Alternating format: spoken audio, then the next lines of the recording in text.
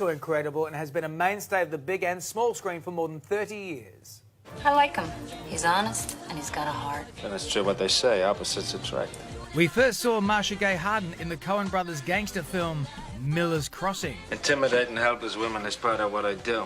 And find one an intimidator. Before she starred alongside Robin Williams in Flubber. 6:30 at the Presbyterian Church on Beach Street. I've been there.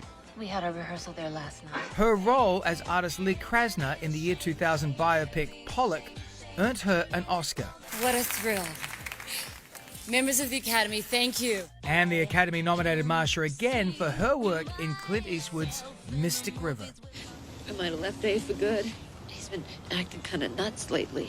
She's also taken on small screen roles in shows like The Newsroom. Well, as a member of the New York, California, Illinois, and Florida bars who graduated second in her class from the third best law school in the world, you won't mind if I sweep up after you a little?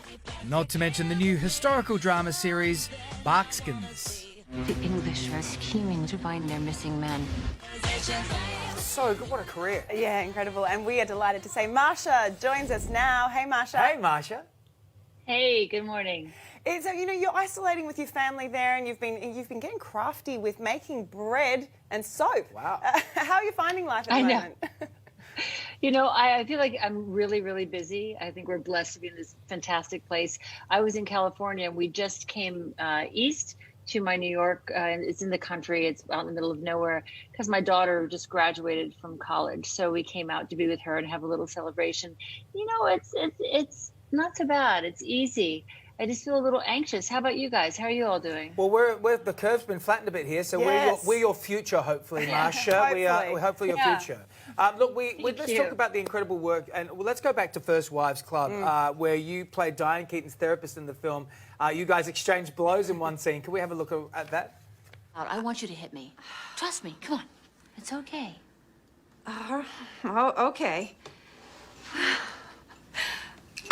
Oh, Rambo! Ooh, a real tough guy. Come on, Annie. Hit me! I love that. Oh, my God. That was better. I'm so sorry. No, look, I mean, that's such a funny scene, but is it true? Was that real? Literally beat me up. She did. And you look shocked. That wasn't acting. I was shocked. I mean, I don't think I was scripted to take the bat away from her, but I did in the shot because I don't think she was scripted. She was supposed to do a stunt, and she literally beat me up. But it was kind of funny, and I love it. It wasn't harmful. I love when things like that happen. You just go with it, and it makes it more fun. Yeah, it sure does. Now, it's been nearly 2 decades since you won the Oscar for your role in Pollock. What's it like looking back at that time, 20 years ago? Hold on. Let me get out my walker, okay? I swear to God. It's been nearly 2 decades since, oh my God. But it's crazy so to think that it is, isn't it? And no, it is crazy. But you look back, always you look back on your life and it doesn't seem so long ago. But then when I put it in a timeline, it's like, hello, what was that? It was astonishing. And I think that any time like this, like that, the Tony, it's astonishing that it even happened. And in the moment, you kind of go, well, I mean, it could happen. But now in retrospect, I'm like, I can't believe it ever happened. It was pretty special. Well, it was an incredible film, and you and Ed were incredible in it. You also nominated a few years later for your role in Mystic River, which was directed by Clint Eastwood. You just posted a photo of the two of you on set just recently with you and Clint. I mean, what is it like working with him as a director? He's astonishing. He's really, really fast. He knows exactly what he wants. You're like a race car. And you know when you go to the races to NASCAR, they don't say, let's take a couple laps and then see what everybody really does. It's like, when we say go, you better go. Right. But what you don't know is I was so nervous when I first met Clint for Space Cowboys. I bit a hole through my tongue, like literally bit a hole through my tongue. Right. I was so nervous. and then I had to go back out to the hair makeup trailer. I had to go, excuse me, Mr. Eastwood. I just want you to know I bit a hole through my tongue because I was so nervous to meet you. And I had a whole day of shooting to do. And it was a nightmare, but we became really good friends from it. And what was his response? Laughed? Well, I bit a hole right after I'd said, hi, Mr. Eastwood, I'm in your film. And he said, I know. I cast you. Oh, my God. No, my limbic system was like, crunch, shut up.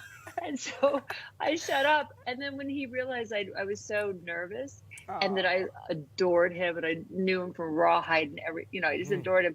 He laughed and he made fun of me and he made me say this line. I had to say, Space Shuttle Mission Control wants us back. But the real line was, we need to get back to Houston.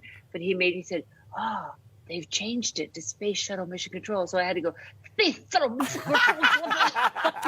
For like 5 minutes, I had to do that. He's a joker. Imagine being punked by Clint Eastwood. Amazing. I know. Well, let's talk about this thing you're starring now, this brand new 17th century series. What is it called? Oh, it's Barkskins. And it's so exciting. Like, I imagine it would be exciting for you too, because it's all about this, like the beginnings of a country, the beginnings of the battle between the indigenous people, the English and the French. And all the people coming over from France were kind of like indentured servants who some had prison sentences. Some were the filles de roi, the women coming over that King Louis set on a boat. They had some tawdry backgrounds, and they all came to this land to kind of battle for the resources and battle for the riches of the land. And it's so odd, the English and the French were battling each other, but of course it belonged to the indigenous peoples, the First Nations people. And so there was this four-way battle because there were two different First Nations tribes. One was the Wendat, one was the Iroquois. And so everyone was battling for how to exist in this land. Wow, we cannot wait. Well, Barkskins is on the National Geographic Channel right now. Marcia Harden, what an honour to speak to you today. Thank you so much for your time. It's so nice to speak to you. You too. Thanks, Marcia. Cheers. You guys have your orange juice? Yeah, we got a little celery juice here, Marcia. Cheers to you. There's orange juice in it. That's all I can say. Take care. Thank you for being on the show. I love it. Bye. Bread and soap. That's all you need to make. Yeah, that's all you need.